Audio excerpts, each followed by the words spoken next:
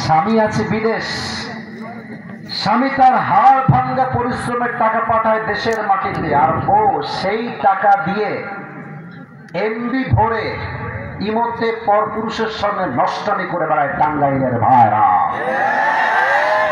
ওই বইয়ের উপরে আল্লাহর লানত। আল্লাহ এদেরকে পরিপূর্ণ চরিত্রবান হওয়ার তৌফিক দান করুন, আমিন।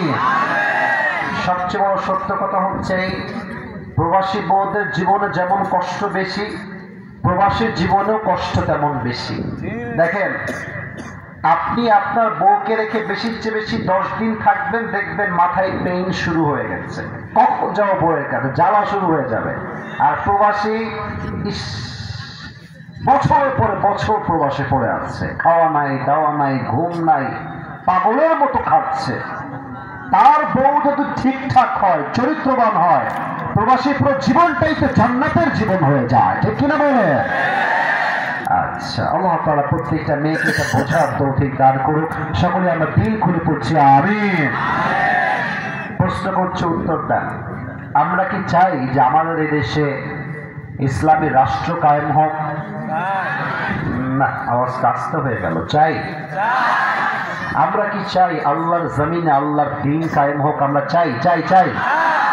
আমরা কি চাই এই পুরো সংসদ সদস্য চলবে, প্রত্যেকটা সদস্যের একটাই কথা, আমরা নেতৃত্ব দিব দেশকে, টাকার জন্য নয়, সম্মানের জন্য নয়, গাড়ির জন্য নয়, বাড়ির জন্য নয়, প্রত্যেকটা স্লোগান হবে একটা, আল্লাহর জমিনে আল্লাহর দ্বীন কায়েম করবার জন্য আমরা ঐক্যবদ্ধ হয়ে নেতৃত্ব দিতে চাই। যুবক ভাইরা, আল্লাহ যেন এটা তৌফিক দান করে, আমিন। এই দেশে এই কোরআনের সংবিধান চালু হলে কি হবে? এই দেশে সুদ বন্ধ হবে, ঘুষ বন্ধ হবে। আচ্ছা, আমার সামনে আছে ক্যামেরা আছে, মনে করেন 15 থেকে 20টা বা 10টা। আমি যদি এখানে আরো কয়েকশো ক্যামেরা লাগাই, মনে করেন যে এই পাশে 200 ক্যামেরা, এই পাশে 200 ক্যামেরা, আমার সামনে 1 লক্ষ মানুষ, ফর এক্সাম্পল। আমি ওয়াজ করছি, আমার প্রিয় ভাইরা, সুদ খাবেন না, খবরদার, সুদ খাওয়া হারাম, ঘুষ খাওয়া হারাম। সারা রাত ওয়াজ করলাম। 2-1জন লোক বলবে যে কথাগুলো ঠিকঠাক বলেছেন, আসলে সুদ না খাওয়াই উচিত। 2-1জন লোক ভালো হইলে হতেও পারে, বাট অধিকাংশ লোক কিন্তু সুদখোরই থেকে যাবে। আগামীকাল যদি ডক্টর ইউনূস সাহেব সহ সবাই মিলে দেশের সংসদে একটা আইন পাস করে যে যেই ছেলে বা যেই যুবক বা যেই মেয়ে বা যেই মুরব্বী সুদ খাবে বা ঘুষ খাবে, তার 20 বছরের জেল এবং 30 লক্ষ টাকা জরিমানা, আপনি দেখবেন পরশুদিন থেকে পুরো দেশের সুদ আর ঘুষ বন্ধ হয়ে যাবে। সংসদে আইন পাস হওয়া লাগবে।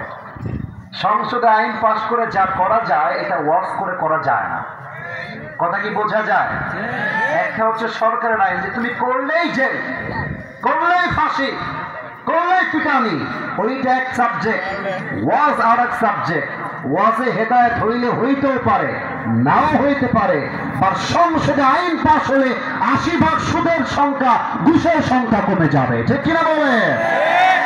এই জন্য আমরা স্লোগানে বলি, আল কোরআনের আলো ঘরে ঘরে জ্বালো নয়, সংসদে জ্বালো। বলুন তো সবাই, আল কোরআনের আলো সংসদে জ্বালো, আল হাদিসের আলো সংসদে জ্বালো। আল্লাহ যেন তাই কবুল করে। সকলে দিল খুলে পড়া আমিন। আমার এই সময় বাংলাদেশে হাজার হাজার যুবক নষ্ট হয়ে যাচ্ছে শুধুমাত্র মাদকের কারণে।